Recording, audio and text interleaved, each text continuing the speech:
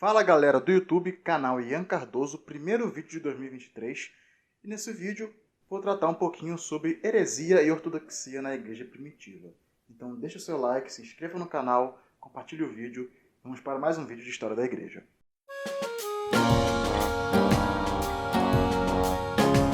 Bom pessoal, em alguns vídeos anteriores eu já tratei um pouquinho sobre a história do cristianismo, falando sobre teologia na igreja primitiva. Falamos um pouquinho sobre as perseguições, a organização da igreja. Nesse vídeo vamos tratar as principais heresias que surgiram dentro da igreja primitiva e algumas formas de como a igreja combateu essas heresias. Cabe ressaltar que não dá para fazer um vídeo falando de todas as heresias que surgiram nesse período, porque senão o vídeo ficaria muito extenso, e nem de todos os debates, todas as polêmicas que envolveram essa heresia. O objetivo desse vídeo é apenas expor as principais heresias, suas variações, o que elas afirmavam, qual o perigo delas para a igreja. Então, esse vídeo ele vai tratar apenas das principais heresias.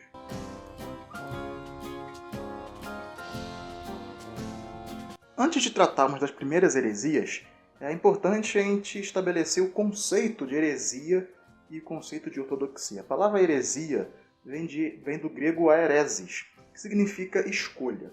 Então, dentro da questão religiosa, uma heresia é uma escolha errada, uma escolha que se distancia do padrão comum aceito dentro desse grupo religioso. No caso do cristianismo, heresia é toda aquela doutrina, toda aquela pregação que se distancia dos ensinamentos de Cristo e do ensinamento dos apóstolos. Com o tempo, principalmente após Constantino, a história das heresias acaba estando muito atrelada à questão do Estado. Então, a heresia não era apenas aquilo que se distanciava dos ensinos de Jesus, ou dos ensinos dos apóstolos, ou das Escrituras.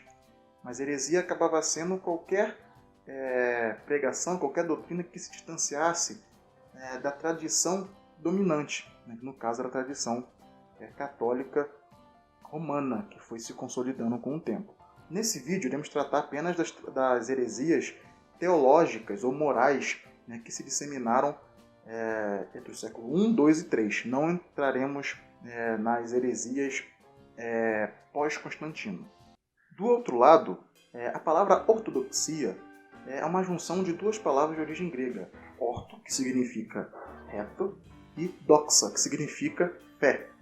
Então, ortodoxia é uma busca pela uma fé reta, uma fé alinhada com os ensinamentos de Cristo e dos apóstolos.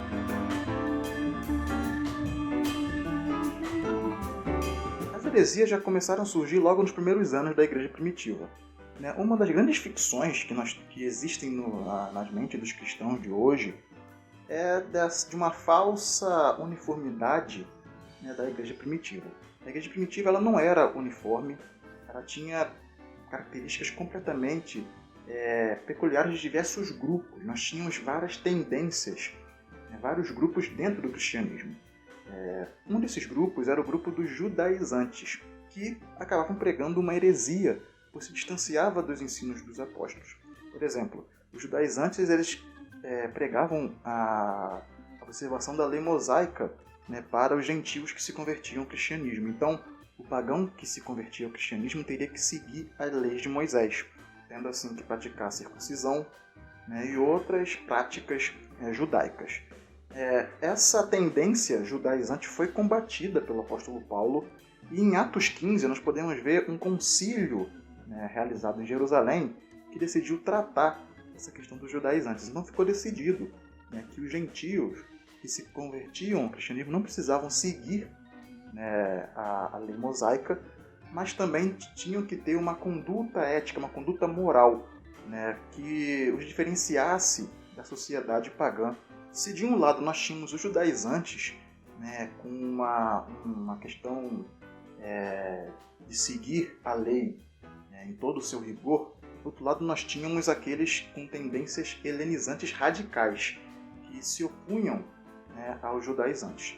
Um desses grupos é o grupo dos nicolaítas, os seguidores de Nicolau, que para alguns seria o mesmo Nicolau que é apontado em Atos 6 como um dos diáconos escolhidos. Segundo a crença dos nicolaítas, eles pregavam uma espécie de conduta libertina.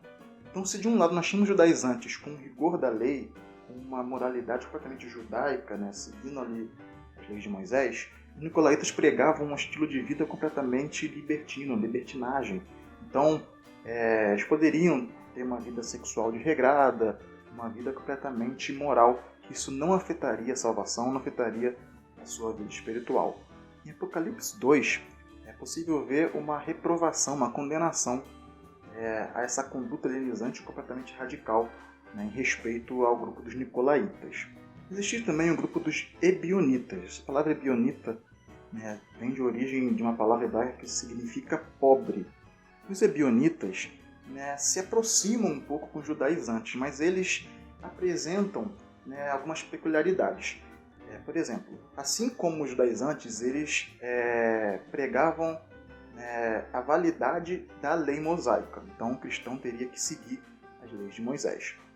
Só que a diferença está que os ebionitas pregavam que Jesus foi um ser humano comum que, no seu batismo, recebeu uma divindade, recebeu essa divindade se tornando Deus apenas após o seu batismo.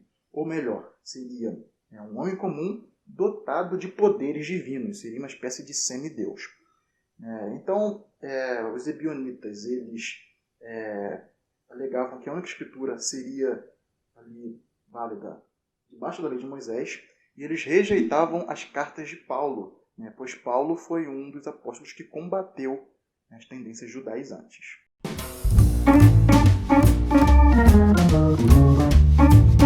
Uma das tradições que se disseminou dentro da igreja primitiva foi o gnosticismo. O gnosticismo não é, assim, provavelmente dito, uma seita, ou um grupo específico. Seria mais uma corrente filosófica, uma corrente religiosa sincretista. Eles juntavam, o gnosticismo, na verdade, ele é anterior ao cristianismo. Ele junta várias tradições da Pérsia, tradições da Babilônia, da cultura grega, e vai juntando diversas tradições, vai sincretizando, e o gnosticismo acabou se introduzindo dentro do cristianismo, sendo um dos maiores perigos para a igreja nascente. A palavra gnosticismo vem do grego gnosis, que significa conhecimento. Então, em geral, o gnosticismo prega um conhecimento supremo, um conhecimento superior, uma especulação esotérica, uma especulação cosmológica. E o gnosticismo, ele tem várias vertentes, várias tendências. Mas, em geral, nós podemos classificar algumas características gerais do gnosticismo, como, por exemplo, uma questão antagônica entre bem e mal, espírito e matéria, superior e inferior. Essas questões dualísticas estão muito disseminadas nas diversas tendências gnósticas. Então, eles desprezavam a matéria era má. Por desprezar a matéria, logo os gnósticos acabaram desenvolvendo o pensamento de que Jesus não teve um corpo físico, um corpo carnal. Jesus teria apenas a aparência de um corpo. Seria uma tendência docética. A palavra docetismo remete a uma palavra que significa parecer. Ou seja, Jesus apenas tinha uma aparência, seu corpo apenas parecia, não era um corpo literal. Isso era um pensamento, uma doutrina que era pregada pelos gnósticos. Eles também pregavam, acabavam negando o nascimento carnal de Jesus, a sua ressurreição em corpo. Então, foi muito perigoso o gnosticismo para o cristianismo, porque ele atacava uma das pedras angulares do cristianismo, o nascimento, a morte e ressurreição de Jesus. Então, o gnosticismo teve que ser combatido nas suas demais variações. Os gnósticos, então, pregavam a salvação por meio de um conhecimento, superior. Conhecimento esse que teria sido passado ao homem através de Jesus, teria passado esse conhecimento para um apóstolo específico. Nós temos diversas tradições gnósticas, né, com diversos livros com esse conhecimento secreto. Um suposto desse livro, um desses supostos livros, seria o Evangelho de Tomé, né, que é tido como Evangelho gnóstico, que ali Jesus teria passado para Tomé alguns desses conhecimentos secretos. Há também uma certa espécie de castas, uma estratificação entre os gnósticos, né, uma espécie de hierarquia. Então, superiores eram os pneumáticos, aqueles que podiam, onde o espírito podia residir. Eles poderiam alcançar, né, esse conhecimento superior. Abaixo dos pneumáticos nós tínhamos intermediários, aqueles que poderiam um dia, né, ser salvos, mas que não poderiam ter esse conhecimento superior elevado como os pneumáticos. E abaixo deles estavam os materialistas, aqueles que estavam completamente afastados desse conhecimento e jamais poderiam desfrutar, né, dessa sabedoria elevada. Como eu disse, o gnosticismo tinha muitas variações, muitas tendências.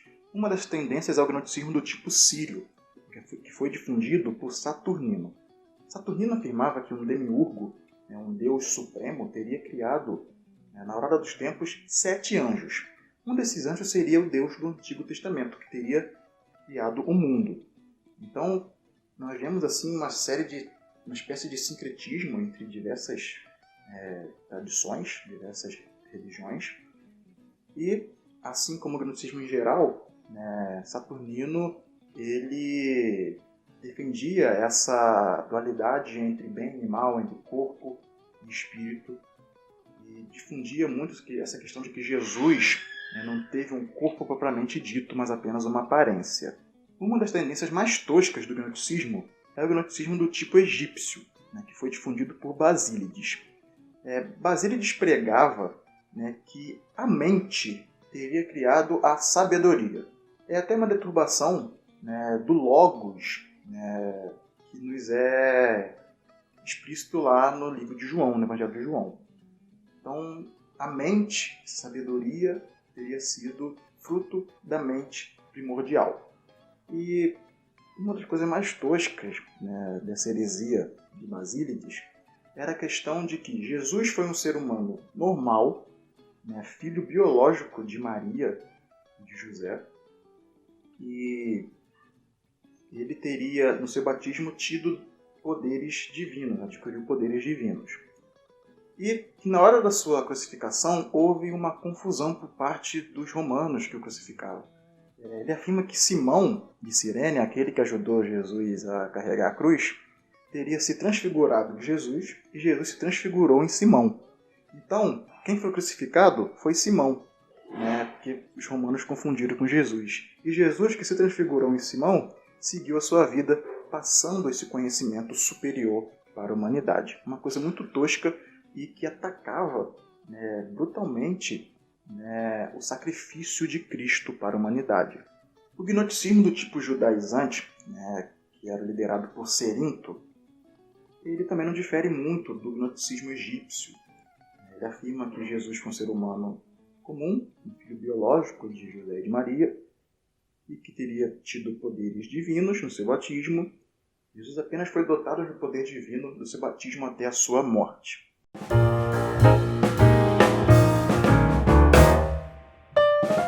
Sem dúvida, o gnosticismo foi muito perigoso. Mas um dos homens que teve uma doutrina muito perigosa para o cristianismo primitivo foi Marcião. Muitos estudiosos colocam Marcião no grupo dos gnósticos, outros colocam fora. Até porque Marcião ele desenvolveu uma doutrina completamente própria, e distinta de outras doutrinas que existiam. Mas a gente não pode negar que Marcião foi influenciado pelo gnosticismo. A teologia de Marcião é uma teologia completamente sincrética. Ele mistura muitas especulações que eram comuns aos gnósticos. Por exemplo, Marcião negava completamente o Antigo Testamento. Para ele, Jeová, o Deus do Antigo Testamento, era um Deus completamente mau e rigoroso. E o Deus Pai do Novo Testamento era um Deus completamente amoroso, que enviou Jesus para a humanidade. Mas ele tem uma característica própria dos gnósticos, que era a questão do corpo mau. Então Jesus não nasceu, Jesus já veio pronto para a Terra. E ele tinha apenas um corpo aparente. Marcião foi perigoso porque ele foi o primeiro homem a criar uma lista de livros que seriam inspirados. Então ele cria uma lista com apenas o Evangelho de Lucas, rejeitando todas as alusões ao nascimento original de Jesus, e ele aceita apenas como inspirado as epístolas de Paulo, mas ele retira qualquer alusão ao Antigo Testamento. Então o marcionismo também foi um perigo alarmante para a igreja primitiva, e os marcionitas existiram por muitos séculos.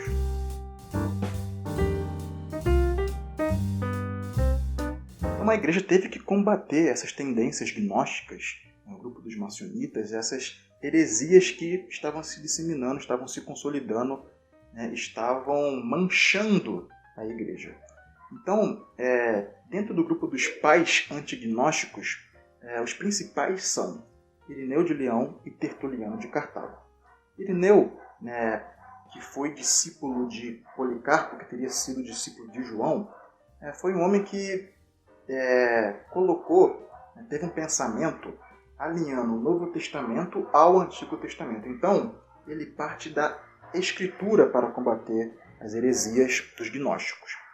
Então, por essa realidade escriturística, Irineu é tido como o pai da dogmática católica, pois ele parte das verdades, das afirmações das Escrituras. Então, as afirmações que Irineu fez para refutar as heresias gnósticas foi que Jesus foi totalmente homem e totalmente Deus, e não um Deus, um espírito que apenas aparentava ter um corpo físico, ou então um ser humano comum, que apenas foi dotado de poderes divinos. Então ele afirma que Jesus foi totalmente homem e totalmente Deus. Irineu também afirma, defende, que as Escrituras falam de uma salvação pela fé, e não uma salvação por um conhecimento superior. Então, Irineu foi importante para combater as doutrinas das heresias gnósticas. Outro pai antignóstico completamente importante foi Tertuliano de Cartago. Tertuliano é tido como o pai da teologia ocidental. Ele influenciou outros teólogos como Cipriano, como mais tarde Agostinho. E a sua aversão ao gnosticismo é uma consequência da sua aversão à filosofia. No vídeo sobre teologia primitiva, eu falei um pouquinho sobre essa tendência de rejeitar a cultura grega, de rejeitar a filosofia. Tertuliano tinha uma visão muito negativa da filosofia. Então, para ele, os gnósticos são filhos da filosofia. Então, toda a doutrina gnóstica, ela só foi possível, só existe por causa da filosofia. E Tertuliano foi importante porque ele começou a trabalhar com o conceito de trindade, rejeitando qualquer heresia e colocava Jesus como um ser humano comum, ou então como um ser humano que tivesse apenas poderes divinos, um semideus. Então, ele que começa com esse conceito de trindade. Porém, uma trindade ainda hierárquica. O Espírito Santo subordinado ao Filho e o Filho subordinado ao Pai. Porém, esse conceito de trindade que foi formulado por Tertuliano para combater as heresias foi importante. A teologia cristã começou a desenvolver esse conceito de trindade que foi sendo um dos pilares da teologia cristã.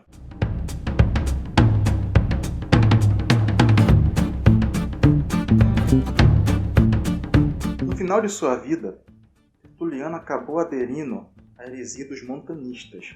Os montanistas eram os seguidores de Montano. Montano foi um bispo que pregava um certo dom supremo do Espírito e uma certa profecia. Então, é uma doutrina completamente apocalíptica, uma doutrina escatológica. Montano era acompanhado de duas profetisas que tinham alguns dons supremos. Ele também pregava um certo rigor ascético. Então, o cristão tinha que ter uma vida moral completamente rigorosa. Então ele mistura, né, uma espécie de misticismo, né, que foi uma tendência que foi nascendo, né, depois por outros grupos, né, através da história da igreja nós podemos ver isso. Mas nasce como uma tendência herética através de Montano, né, que Tertuliano, o pai da teologia ocidental, acabou aderindo nessa heresia dos montanistas.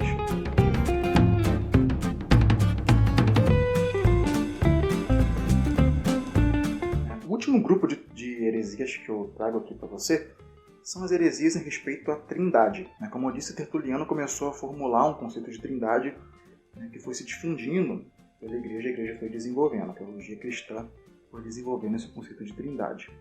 Mas não deixaram de surgir heresias em respeito à questão trinitária. Por exemplo, uma das heresias, um grupo de heresias é do monarquianismo. Então nós temos o monarquianismo dinamista. Então o que seria esse monarquianismo dinamista? Teodoto afirmava que Jesus foi um ser humano comum. Então ele não seria Deus. Jesus não seria Deus, seria um ser humano comum, mas que foi dotado, né, de poderes divinos. Então é uma heresia que se assemelha muito às tendências gnósticas que foram aqui relatadas. Outra vertente do monarquianismo é o da espécie do modalismo ou do sabelianismo, que ganha esse nome por causa de Sabélio, né, que foi teólogo que difundiu essa ideia do modalismo. O que seria esse modalismo? Pai, Filho e Espírito Santo não se referem a três pessoas distintas, né, da Trindade. Não seriam três pessoas distintas com a mesma essência. Esse que foi o pensamento que foi se difundindo na igreja. Para Sabélio, Pai, Filho e Espírito Santo seriam modos, né, de Deus se revelar à humanidade. Por isso que tem esse nome, modalismo, porque são modos. Então o modalismo afirma que em determinado período Deus se revelou à humanidade como Pai. Seria assim no Antigo Testamento. Através de Jesus, Deus se revelou à humanidade como Filho. E depois da ascensão de Jesus para o céu, Deus teria se revelado à humanidade como o Espírito Santo. Então, Pai, Filho e Espírito Santo não seriam três pessoas distintas e eternas. Seriam apenas modos, né, de Deus se revelar à humanidade. Com o tempo, a igreja teve que desenvolver, né, começar a evoluir esse conceito de trindade até para combater essas confusões, né, que foram disseminadas através do sabelianismo.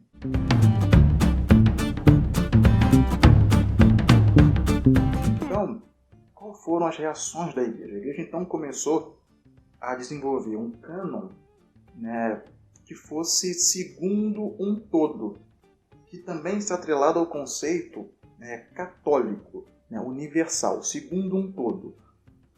A igreja não era universal no sentido de que todos os cristãos pensavam da mesma forma. Acabei de mostrar que isso não acontecia. Desde a igreja primitiva, nós tínhamos diversas tendências opostas, diversos grupos. Mas o que a igreja foi fazendo para combater essas heresias? Enquanto os gnósticos pregavam a existência de um livro específico, um conhecimento específico, no caso, um evangelho, como o Evangelho de Tomé, a igreja começou a defender a existência de 4 evangelhos.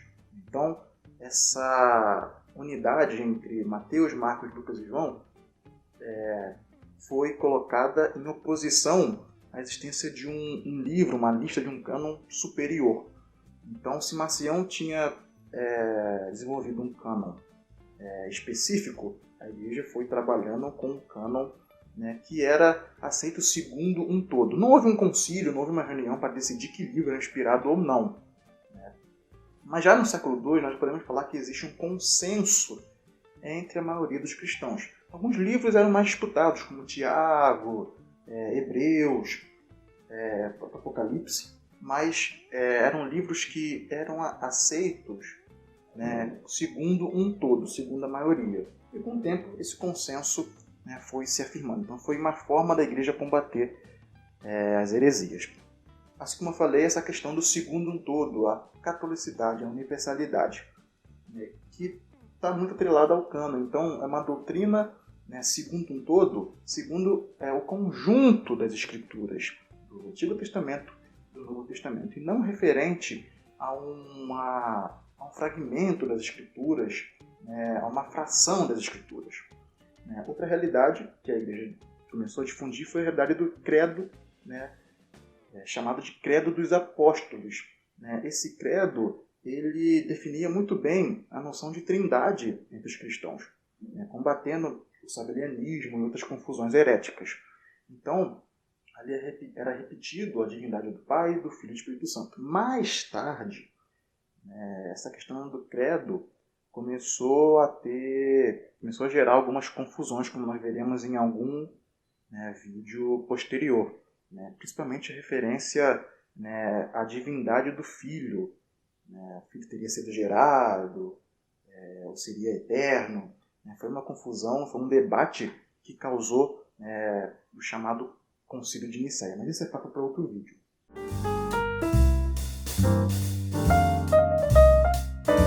Então, pessoal, espero que você tenham gostado desse vídeo. Esse vídeo expôs apenas algumas das heresias, alguns dos perigos, né, que surgiram na igreja primitiva, que estavam ameaçando, né, a pedra angular do cristianismo. O nascimento de Jesus, a ressurreição, né, a sua morte. Então, eu espero que você tenha gostado. Deixe o seu like, compartilhe o vídeo. Se você ainda não é inscrito, se inscreva. Então, pessoal, até o próximo vídeo. Valeu!